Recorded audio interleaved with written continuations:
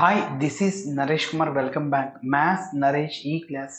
ఇవాళ మనం engineering first year semester 2కి సంబంధించిన M2లోని ఇన్వర్స్ లాప్లాస్ ట్రాన్స్ఫార్మ్కి సంబంధించిన డివిజన్ బై ఎస్ దానికి సంబంధించిన ప్రాబ్లమ్ని డిస్కస్ చేద్దాం. ఇన్వర్స్ లాప్లాస్ ట్రాన్స్ఫార్మ్స్లో డివిజన్ బై ఎస్ అంటాం. అదే లాప్లాస్ ట్రాన్స్ఫార్మ్స్లో division by t. Okay, confuse అవ్వద్దండి, డివిజన్ బై టీ అన్నమాట. ఓకే, మరి డివిజన్ బై టీ అంటే అక్కడ లాప్లాస్లో L of F of t by tea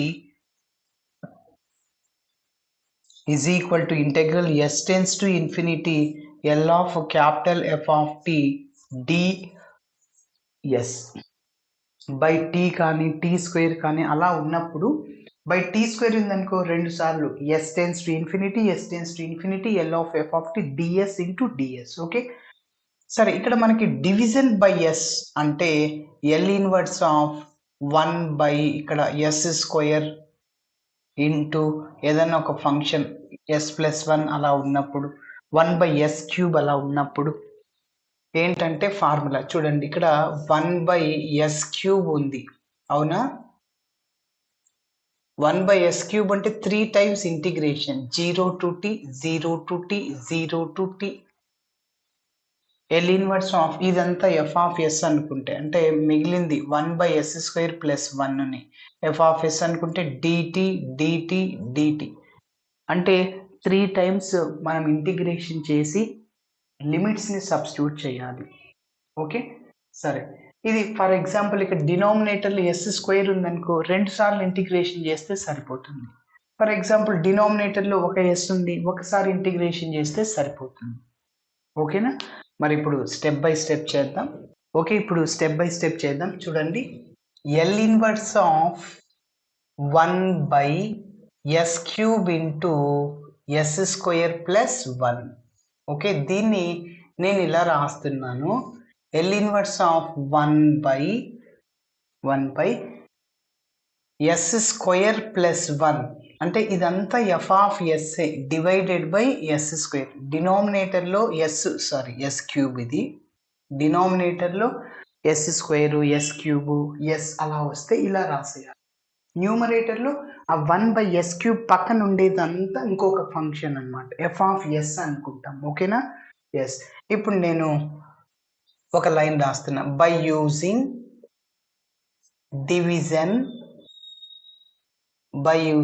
division by S అన్నమాట. ఓకేనా?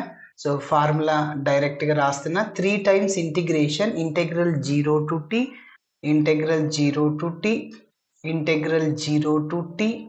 ఇంటూ ఎల్ ఇన్వర్స్ ఆఫ్ ఇక్కడ ఇంకా మిగిలింది ఎఫ్ ఆఫ్ ఎస్ అన్నమాట. ఫార్ములా ఇందాక చెప్పాను, ఏం చెప్పాను?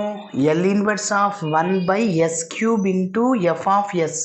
అలా ఉంటే 0 to T L inverse of F of S అంటే ఇక్కడ 1 by yes square plus 1 into 3 times DT వస్తుంది. ఓకేనా? ఎస్. ఇప్పుడు మనం 3 టైమ్స్ ఇంటిగ్రేషన్ చేస్తే మన ప్రాబ్లం కంప్లీట్ అవుతుంది. అయితే ఇది డైరెక్ట్ ఫార్ములా అన్నమాట, L inverse of a by yes square plus a square. A అంటే ఇక్కడ 1 అన్నమాట, అంటే డైరెక్ట్గా సైన్ టీ వస్తుంది. ఏ అంటే 1 into T. So that is equal to integral 0 to T డైరెక్ట్గా సైన్ టీ పక్కనే డిటి ఇంటూ డిటి. ఇప్పుడు చూడండి, సైన్ టీకి ఇంటిగ్రేషన్ చేద్దాం. ఒకసారి ఇంటిగ్రేషన్ చేసినప్పుడు ఒక 0 టు టీ డిటి వెళ్ళిపోతుంది. ఓకే, సైన్ టీకి ఇంటిగ్రేషన్ మైనస్ కాస్ టీ. ఎప్పుడైతే ఇంటిగ్రేషన్ చేశానో లిమిట్స్ని సబ్స్టిట్యూట్ చేస్తున్నా 0 టు టీ. ఓకే, ఇంకా డిటి అలానే రాస్తున్నా. ఇప్పుడు నేను అప్పర్ లిమిట్లో టీ ప్లేస్లో టీ సబ్స్టిట్యూట్ చేస్తున్నా, లోయర్ లిమిట్లో టీ ప్లేస్లో 0. Okay, so now that is equal to integral 0 to T minus cos T. ఓకేనా? అప్పర్ లిమిట్ అయిపోయింది, మైనస్ లోయర్ లిమిట్ కదా, మైనస్ ఆల్రెడీ ఇక్కడ మైనస్ ఉంది, ప్లస్ అయిపోతుంది. కాస్ 0 1 అయిపోతుంది. డైరెక్ట్గా రాస్తున్నా, టీ ప్లేస్లో 0 సబ్స్టిట్యూట్ చేయాలి. ఓకేనా? సరే, ఒకసారి ఇంటిగ్రేషన్ చేసామా, ఇప్పుడు ఇంకొకసారి ఇంటిగ్రేషన్ చేద్దాం. అప్పుడు ఇంకొక 0 to t ఒక dt వెళ్ళిపోతుంది. Now that is equal to integral 0 to t. చెప్పండి, మైనస్ అలానే ఉంటుంది. కాస్ టీకి ఇంటిగ్రేషన్ ఏంటి, సైన్ టీ అవుతుంది. అదేవిధంగా ఇంటెగ్రల్ 1 into dt అంటే ఏమవుతుంది, t అవుతుంది.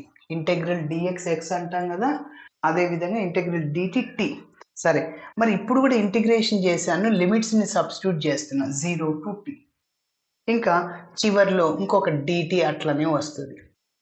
సరే, మనం ఇంటిగ్రేషన్ చేసిన తర్వాత మళ్ళీ లిమిట్స్ని సబ్స్టిట్యూట్ చేయాలిగా, సబ్స్టిట్యూట్ చేద్దాం. So integral 0 to t minus, ఇప్పుడు అప్పర్ లిమిట్లో t ప్లేస్లో t, లోయర్ లిమిట్లో t ప్లేస్లో 0 సబ్స్టిట్యూట్ చేయండి.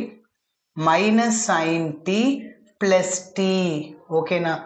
సరే, మైనస్ లోయర్ లిమిట్ కదా, మైనస్ మైనస్ ప్లస్ అయిపోతుంది. సైన్ 0 అయిపోతుంది. మైనస్ మళ్ళీ t ప్లేస్లో 0 అంటే 0నే, ఇదే వచ్చేది.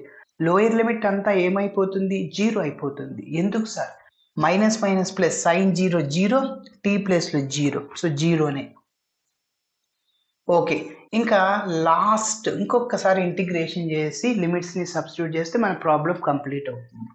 దట్ ఈజ్ ఈక్వల్ టు, చూడండి మైనస్ ఉంది, సైన్ టీకి integration minus cos T, already minus ఉంది కాబట్టి ప్లస్ అయిపోతుంది. Okay, cos tea plus integral T DT, టీకి ఇంటిగ్రేషన్ ఏంటి, టీ స్క్వేర్ బై 2, ఎక్స్కి ఇంటిగ్రేషన్ ఏంటి, ఎక్స్ స్క్వేర్ బై 2, అదేవిధంగా టీకి టీ స్క్వేర్ బై 2.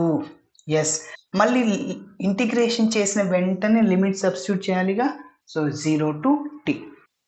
ఇప్పుడు నేను అప్పర్ లిమిట్లో t ప్లేస్లో t సబ్స్టిట్యూట్ చేస్తున్నాను, లోయర్ లిమిట్లో t ప్లేస్లో 0 సబ్స్టిట్యూట్ చేస్తున్నాను.